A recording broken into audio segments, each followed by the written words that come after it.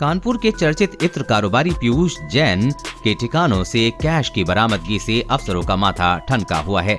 कभी एक छोटे से मकान में रहने वाले पीयूष जैन के पास आज देश में लेकर विदेश तक में संपत्तियां हैं। जांच एजेंसियां जानना चाह रही हैं कि आखिर पीयूष जैन को कैसे इतनी बेतहाशा कमाई हुई है, जिसमें मकान की दीवारों से लेकर तहखानों से नोटों को छिपाना पड़ा है।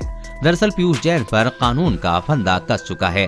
तमाम एजेंसियां अब पीयूष जैन के काले खजाने को तार को जोड़ने में लगी हुई हैं। आयकर विभाग की माने तो पीयूष जैन ने बड़े स्तर पर कर चोरी की है। इसी वजह से उनको कई ऑफिस स्टोर और कोल्ड स्टोरेज पर इस अधिकारियों ने रेड मारी है। कन्नौज में अभी भी जांच चल रही है।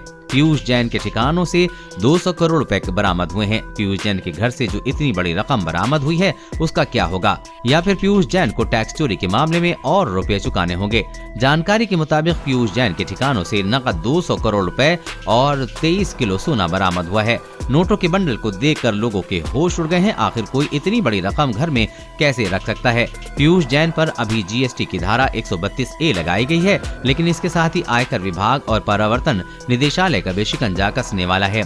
पीयूष जैन के घर से बरामद अकूत दौलत को लेकर हमने आयकर नियमों के जानकार सौरभ कुमार से बातचीत की। उन्होंने कहा है कि जिस तरह से पीयूष जैन की अघोषित संपत्ति का लगातार खुलासा हो रहा है, इससे आयकर विभाग और ईडी को भी जांच में शामिल होना पड़ेगा।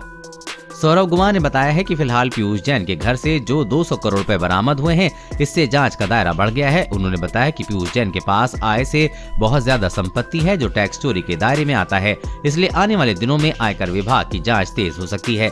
क्या कहता है आयकर नियम? आयकर नियम के मुताबिक अघोषित आय पकड़े जाने पर टैक्स के साथ साथ पेनाल्टी का भी प्रावधान है, जिससे टैक्स स्लैब के हिसाब से 300% तक टैक्स और पेनाल्टी लगाया जा सकता है। नियम कहता है कि पीयूष जैन के ठिकानों से बरामद 200 करोड़ रुपए में से उसे कुछ भी वापस मिलना मुश्किल है। ऊपर से और टैक्स भरना पड़ सकता है। देश और दुनिया की हर अपडेट पाने के लिए चैनल को सब्सक्राइब करें।